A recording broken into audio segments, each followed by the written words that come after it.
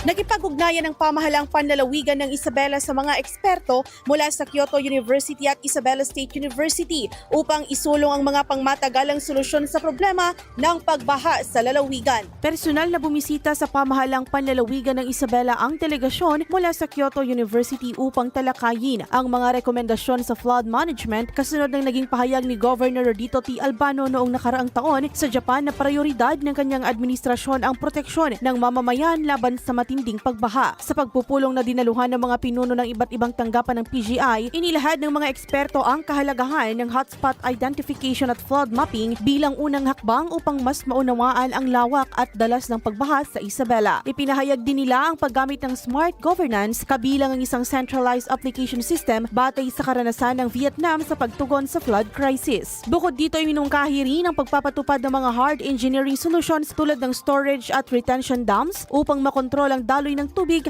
at mabawasan ang pinsala sa mga komunidad. Pinangunahan ang delegasyon ng mga international expert na sina Professor Sameh Kantush at Associate Professor Saber Mohamed mula sa Disaster Prevention Research Institute ng Kyoto University kasama ang mga graduate researcher ng universidad. Nakibahagi rin sa talakayan si Dr. Orlando F. Balderrama, Vice President of Research and Development, Extension and Training ng ISU at iba pang kawani ng pamantasan. Ayon sa delegasyon, inaasahan pa ang mga susunod na pagpupulong at mas malalim na diskusyon kasama si Isabela Governor Rodito T. Albano sa mga darating na buwan upang higit pang mapalakas ang mga konkretong hakbang laban sa pagbaha sa Isabela. Para sa IFM News, ako si Idol Showby Gagarin. Idol!